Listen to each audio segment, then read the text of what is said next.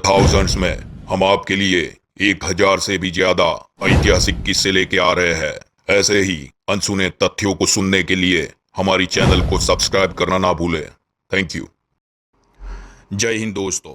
जैसे कि हम भली भांति जानते हैं, मेवाड़ के सारे शासकों ने मुगल के खिलाफ लड़े गए सारे युद्धों में कुछ सिद्धांत एवं मर्यादा का पालन किया था। लेकिन एक मेवाड़ी शासक ऐसा भी हो गया जिसने सठम प्रतिशाठ्यम यानी जैसे को तैसा की नीति अपनाते हुए खुद औरंगजेब को भीगी बिल्ली बना दिया। उसने मुगलों को सबक सिखाया कि अगर राजपूत अपनी मर्यादा लांघ ले तो कैसा तांडव मचा सकते हैं। यह वही दौर था जिसमें राज सिंह ने राजस्थान को संपूर्ण रूप से मुगलों से मुक्त करवा दिया।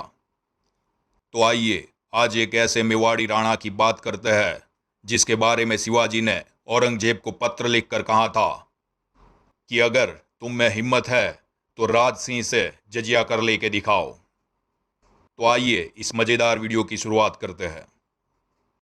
यह बात उस दौर की है जब मुगलिया तख्त पर औरंगजेब बैठा हुआ था। महाराष्ट्र में शिवाजी उसके नाक में दम कर रहे थे तथा राजस्थान मेवाड़ में महाराणा प्रताप के वंशज ऐसे राज सिंह मुगलों से लोहा ले रहे थे।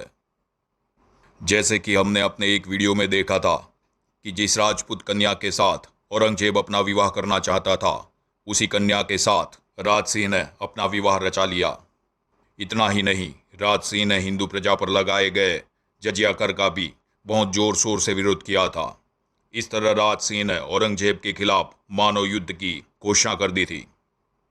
औरंगजेब ने मेवाड़ के विरुद्ध जो युद्ध की तैयारी की थी वह किसी विशाल साम्राज्य से लड़ने के लिए काफ़ी थी, न कि मेवाड़ के जैसी एक छोटी रियासत के लिए। जबकि मेवाड़ मुगलों के तथाकथित साम्राज्य के सामने एक छोटा सा राज्य भर था। छोटे से मेवाड़ पर इतनी बड़ी सैन्य के साथ आक्रमण करने की मंशा स्पष्ट रूप से संकेत कर रही है कि औरंगजेब मेवाड़ से और राज सिंह से कितना आतंकित था।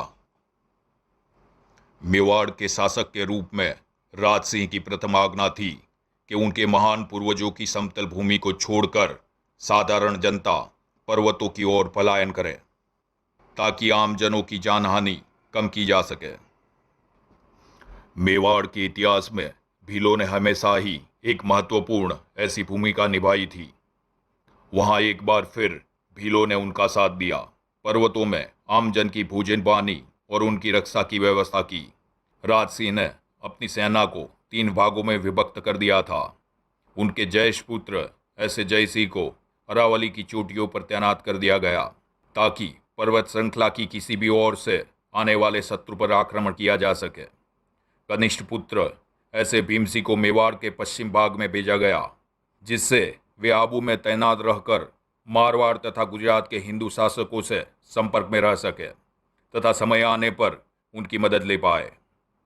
महाराणा राज सिंह ने मेवाड़ की सेना की प्रमुख वाहिनी को अपने साथ अरावली पर्वत की श्रृंखला के बाएं भाग में तैनात किया ताकि मुगलों द्वारा न किसी से संपर्क किया जा सके और ना ही वे पीछे की ओर भाग सके। औरंगजेब ने मेवाड़ की ओर कूच करना प्रारंभ कर दिया। औरंगजेब उदयपुर के बाहरी हिस्से ऐसे देबारी की ओर से आते हुए रुक गया जहां जयसिंह उसकी प्रतीक्षा कर रहे थे। उस घाटी से आने के बजाय उसने अपने सेनापति तैबर खान और अपने पुत्र अकबर को 50,000 सैनिकों के साथ उदयपुर भेजा। यह पूर्णतः संभव है कि औरंगजेब को इस विषय में पूर्व सूचना मिल गई हो और तभी पूरी सेना को भेजने के बजाय केवल 50,000 सैनिकों को ही भेजा और इसी कारण से उसकी पूरी सेना नष्ट होने से बच गई। उधर शाहजादा अकबर उदयपुर में बिना किसी विरोध से घुस गया। उसे पूरे उदयपुर में एक भी जीवित प्राणी नजर नहीं आया। अकबर ने उदयपुर में अपना पड़ाव डाला। साथ ही उसने ताज खां तथा रोहिल्ला खान को सभी मंदिरों एवं मूर्तियों को तोड़ने का आदेश दिया। उस समय उदयपुर में अनुमानित 200 मंदिरों को धराशायी कर दिया गया। इन मंदिरों पर आक्रमण के समय कई छोटे बड़े संघर्ष हुए जिनमें प्रत्येक मंदिर में औसतन 20 से 50 मेवाड़ी हिंदू अपने से 3 या 4 गुना मुसलमानों को मारकर वीरगति को प्राप्त हुए। इतिहास में दर्ज ऐसा प्रसिद्ध जगदीश मंदिर के पास हुआ यह युद्ध बहुत भीषण था। और इसलिए इसका उल्लेख करना यहाँ आवश्यक है। उदयपुर राजमहल के रक्षक, जिनका नाम नरू बारहट था, जब राजसिंह ने महल छोड़कर पर्वतों की ओर प्रस्थान किया तो किसी ने नरू के साथ उपवास करते हुए कहा कि जीवन भर तुमने यहीं से उपहार इत्यादि लिए हैं, तो क्या अब इन महलों और मंदिरों की रक्षा हेतु तुम यहाँ नहीं रुकोगे?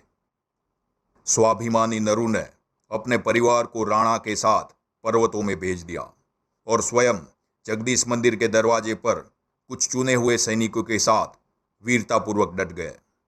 जब ताज खां और रोहिल्ला खान जगदीश मंदिर पहुंचे तो नरू और उसके 20 योद्धाओं ने 500 से अधिक मुगल सैनिकों को समाप्त करने के पश्चात ही अपने प्राण त्यागे। उधर राज सिंह अपने सैनिकों के साथ आगे बढ़े। उन्होंने औरंगजेब की सेना को कुछ इस प्रकार से घेर लिया कि न तो औरंगजेब आगे बढ़ पाया और ना ही शाहजादा अकबर उदयपुर से वापस लौटकर मदद करने को आ सका। राज सिंह चाहते थे कि उदयपुर की सीमा में फंसकर अकबर कोई मूर्खता करे, और वही हुआ। कुछ सप्ताह प्रतीक्षा करने के पश्चात अकबर ने एक आत्मघाती निर्णय लिया। अकबर ने बाहर निकलने के लिए गोगुंदा के पर्वत और घाटियों को चुना, जहां घाटियों और पर्वतों के मध्य छुपे ऐसे भील और राजकुमार जयसिंह की संयुक्त सेना अकबर की प्रतीक्षा कर रही थी। भीलों ने घाटियों के अंदर आने तथा बाहर निकलने के सभी रास्ते, जिसे नाल कहा जाता है, उनको पेड़ों और पत्थरों से बंद कर दिया था। घने पेड़ों के बीच पहाड़ियों की चोटी पर बैठे ऐसे राज सिंह के सैनिकों ने अपने बाणों से शत्रु का संहार करना शुरू कर दिया, और दूसरी ओर राजकुमार ने घाटी में आने जाने के रास्ते में अपने योद्धा बिठा दिए, जो मुगलों का आवागमन रोके हुए थे। मृत्यु अब मानो मुगलों के सिर पर नाच रही थी। मुगल सेना एक पास में बन चुकी थी, भूख प्यास से व्याकुल, निरंतर अपने अंत के समीप पहुंचती जा रही थी। तब राजकुमार जयसिंह ने उन पर दया दिखाई और अकबर के संधि प्रस्ताव को मानते हुए उन्हें जिलवाड़ा होते हुए चित्तौड़ की ओर जाने का सुरक्षित मार्ग दे दिया। संधि से पहले जयसिंह ने अकबर को शपथ दिलाई थी कि वो कभी भी मेवाड़ की ओर मुंह करके भी नहीं सोएगा। उधर मुगल सेनापति दिलेर खान मारवाड़ की ओर से देसूरी की नाल होते हुए मेवाड़ के भीतर अकबर की सहायता के लिए निकल गया। अपनी रणनीति के तहत मेवाड़ी सेना ने दिलेर खान को बिना किसी संघर्ष के भीतर आने दिया। जब वह एक संकीर्ण घाटी में पहुंच गया तो वहां विक्रम सोलंकी और गोपीनाथ राठौड़ नाम के दो साहसी मेवाड़ी सरदारों ने मुगल की उस टुकड़ी का मानो संहार कर दिया। भिन्न भिन्न स्थानों पर मुगल या तो फंसे हुए थे या तो मारे गए थे। राज सिंह ने सोचा यही सही समय है, पर्वतों के मध्य से किसी स्थान पर स्वयं आक्रमण किया जाए। इस युद्ध में और एक ऐतिहासिक घटना घटी। औरंगजेब की एक सुंदर यवन पत्नी, जिसका नाम था उदयपुरी, जो इस भीषण युद्ध में उनके साथ आई थी, वह अपने सेवकों के साथ पर्वत के दूसरी ओर फंस गई।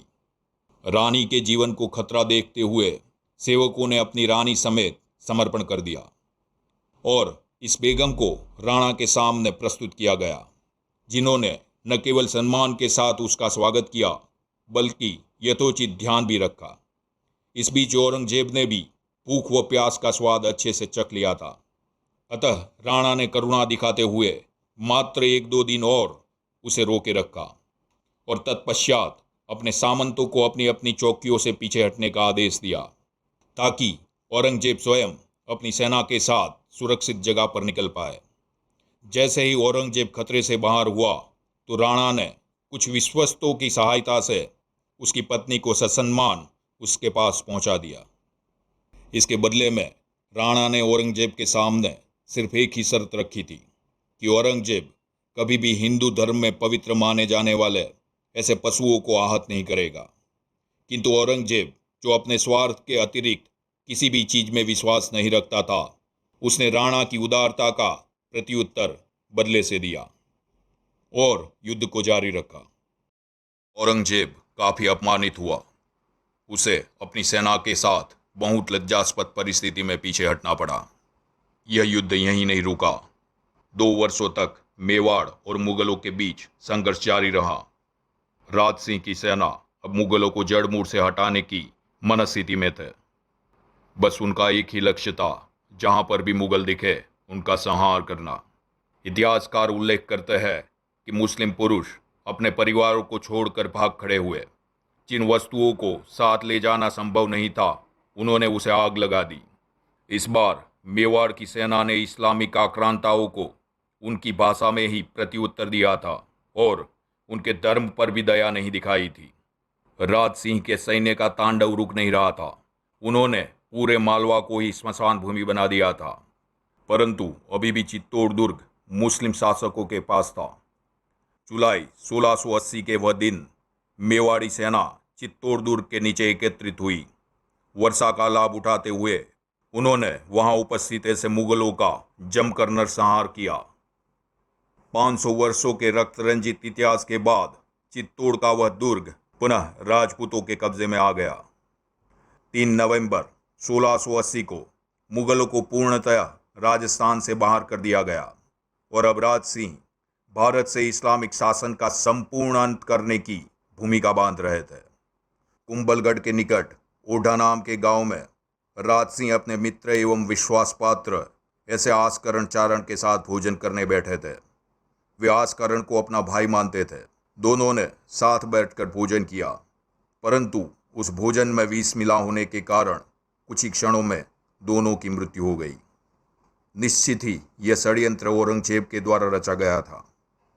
राज सिंह मृत्यु शैया पर पौड़ गए, पर मृत्यु से आलिंगन लगाने से पहले राज सिंह ने भारतवर्ष से मुगलों की जड़ें मानो हिला डाली थी। धन्य है ऐसे राजपूत राज सिंह को। हालांकि राज सिंह ने सठम प्रतिशाठ्यम का अनुसरण करते हुए मुगलों को उनकी ही शैली में जवाब दिया। फिर भी अगर उन्होंने औरंगजेब पर दया न खाई होती और उसे न जाने दिया होता, तो निश्चित ही वह पूरे भारत को मुगल से मुक्त करवा सकते थे। किंतु यहाँ यह कहना बिल्कुल भी अतिशयोक्ति नहीं होगी कि उन्होंने जो भी योगदान दिया वह स्वर्ण अक्षरों में इतिहास में लिखा गया। ऐसे ही अनसुने तथ्यों को सुनने के लिए हमारी चैनल को सब्सक्राइब करना ना भूलें। Thank you.